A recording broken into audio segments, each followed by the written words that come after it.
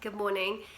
Tonight on Time to Thrive at 7 p.m, I'm going to be looking at the topic of conscious parenting. Now, it's probably easier to explain what is conscious parenting in terms of what unconscious parenting is, and then it's a little bit more obvious.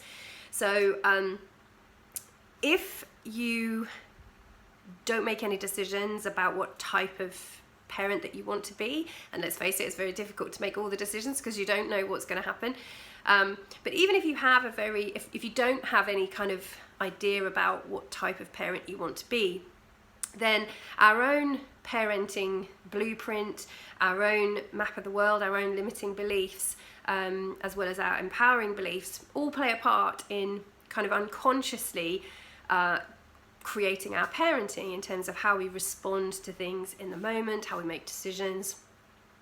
And even if you have made some really, powerful decisions about the type of parent that you want to be, even if it's I'll never be like my parents, or I want to be very specifically this type of parent, quite often it's actually much harder for people to implement that style of parenting that they want to implement because of what's already in the unconscious. So our reactions to things, our triggers, either from our own childhood or from just the way that we are as people, can often get in the way of that parenting that we want to be. So being a conscious parent means that we separate ourselves from our child's behaviour and what's going on for our child, so that we don't immediately react based on our own childhood or our own limiting beliefs, and we can in the moment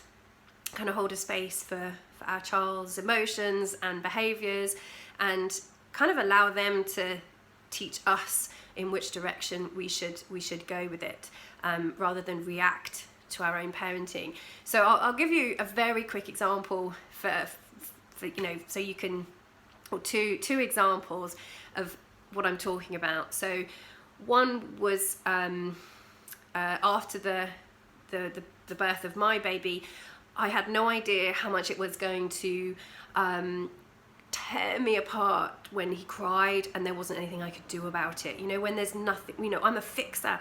I'm someone who has the answer for everything. And, there's the thing I love more than myself, and he's crying and I can't do anything to help him. And very quickly I realized that one of two things was going to happen. Either I was going to kind of almost say to my baby, please don't have these emotions because it hurts mummy. Please don't feel whatever you're feeling because I can't take it, in which case I make him have to deal with his emotions differently and his experience to help me, or I was just going to feel like a failure because I couldn't help him, which again, he has to carry that burden, which isn't fair, because he is making mummy feel like a failure for having a problem that she can't fix. So very quickly I realized, oh wow, okay, this is what conscious parenting is. It's about saying, right, my baby should be allowed to have whatever emotions he's having, and I have to deal with my own reaction to that so that I don't make it his problem.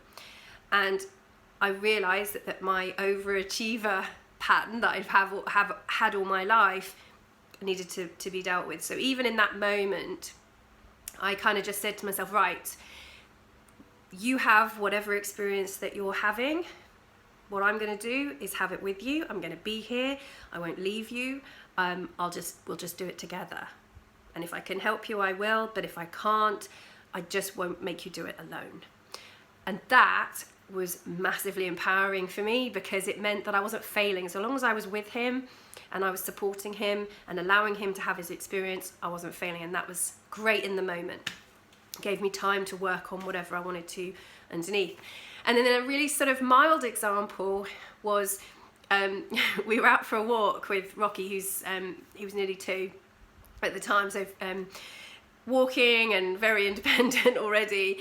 And we went for a walk, and rather than going straight ahead, which was where we were going on this country walk, he wanted to go up this pathway. And so I thought, okay, I'll go with you. And he wanted to go up this pathway, and we were both, you know, Nick and myself, we were like, come on, we're going this way, this is the walk, this is the walk we're doing.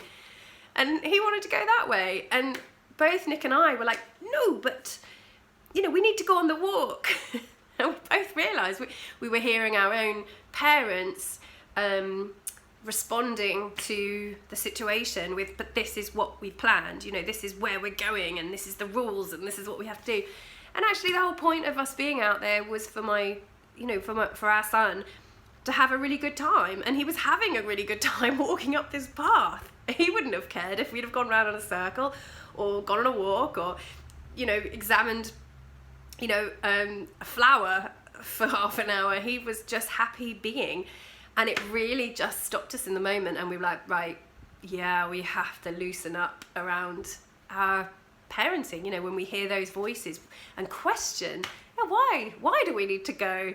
And so Rocky is our greatest teacher, because in conscious parenting you pause and actually in the moment kind of ask yourself some good questions, like, okay, do I need to enforce a boundary here, or is that an arbitrary boundary that's coming from somewhere else in my past? And it's just a really amazing way. It's like allowing your children to create this kind of spiritual and personal journey, so that both of you can grow up and improve and develop into the people that you want to be. Okay, so that's what we're kind of going to go and explore tonight, and it's all about what type of parent you want to be and what's in the way of you being it, whether it's a lack of a decision, or you've made the decision but your stuff is getting in the way. So I'm not going to tell you how to parent, but we are going to look at how to, you know, how do we parent the way that we want to parent, and how do we leave a space for our children to be their own people. And I'll see you at 7 p.m. tonight for a great discussion.